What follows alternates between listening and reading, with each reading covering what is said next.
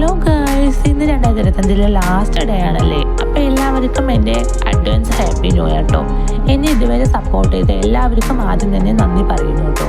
അപ്പോൾ ഇന്ന് എൻ്റെ 2025 ലാസ്റ്റ് വീഡിയോ ആണ് കേട്ടോ. ഇതുവരെ നിങ്ങൾ എനിക്ക് നൽകിയ സപ്പോർട്ട് ഇനിയും കൂടെ ഉണ്ടാവണം കേട്ടോ. Thank you.